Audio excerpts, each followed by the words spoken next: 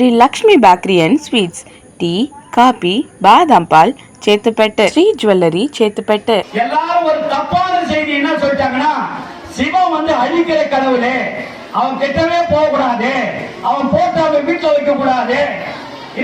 இங்க இருந்து தீர்த்தத்தையோ அன்னதானத்தையோ இல்ல விபூதியோ குங்குமத்தையோ கோயில கொடுக்கறத வீட்டுக்கு எடுத்து போக கூடாது, அது மிகப்பெரிய பாவம்.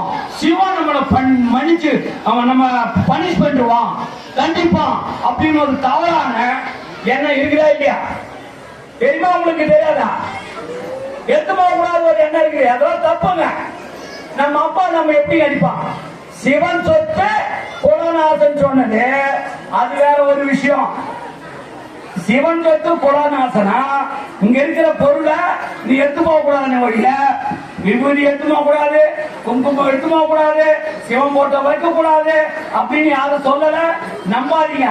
எனக்கு கூட சொன்னாங்க, என்னன்னு சிவன் கோயில் கட்டாத நீ செத்து போயிடுவ அப்படின்னு சொன்னாங்க. நான் செத்தா போயிட்டேன், நல்லாதான் இருக்கேன். சிவனை போல அருள் புரிவார் யாரும் இல்ல, அவனை போல அள்ளி கொடுப்பார் யாரும் இல்ல, ஓடோடி வந்து உதவி செய்வார் யாரும் இல்ல.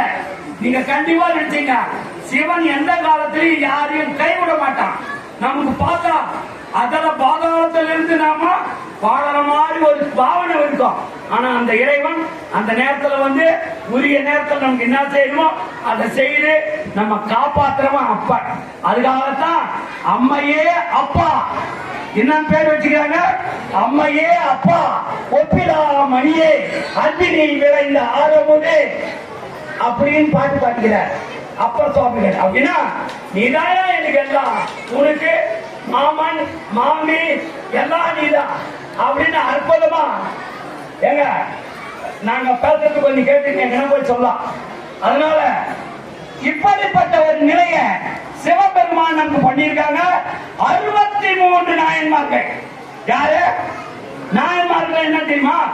சிவனையே வழிபடுவாங்க, வேற எந்த சாமி போட மாட்டாங்க. நாயன்மார்கள் பேரு. அந்த 63 நாயன்மார்களும் என்ன செஞ்சாங்க? சிவனை வழிபட்டுக்கிறேன். ஏமா சொல்றேன், சிவன் கோயிலுக்கே போக மாட்டாங்க. எந்த கோயிலுக்கு போக மாட்டாங்க? 63 நாயன்மார்களும் சிவன் கோயிலுக்கு போனதில்லை. ஆனா ஒரு 4 பேர் தான் போனாங்க சிவன் கோயிலுக்கு. 2 பேர் தான் சிவன் கோயில் அரசர்கள் கட்டியிருக்காங்க. மற்றவங்களாம் வந்து இருந்த இடத்துல இருந்து தன் பணியை செய்தாங்க. அதுக்காக இவன் சிவன் அவங்க வீட்டுக்கு தேடின்னு போய் நீ எப்படிப்பட்ட ஆளுன்னு உலகத்துக்கு சொன்ன. இந்த கதையெல்லாம் சொன்னா உங்களுக்கு ரொம்ப லேட் ஆகும். ஆனா நீங்க தேடி வேணும். என்ன நினைக்கிறீங்கன்னா, ஆனந்த சொன்ன மாதிரி எங்க வீடு என் மாடு எல்லாம் என்ன ஆச்சோ ஏதாச்சோ நான் அப்படி கோடி கணக்கில் சேர்த்து வச்சுக்கிறீங்க. அப்படி வச்சிருந்தீங்கன்னா அது பறி போயிட்டு நினைச்சீங்கன்னா எல்லாம் கொண்டு எங்க கொடுத்துருக்கீங்க, சிவன் கோயிலுக்கு செலவு பண்றேன். ஒரு நல்லதுன்னா ஆகும். நீங்களே இல்லாதவங்க கொஞ்சம் ஏதோ கொஞ்சம் வச்சுக்கிறீங்க. கோயிலுக்கு சிவனை நினைச்சுக்கிட்டு வந்திருக்கிறீங்க.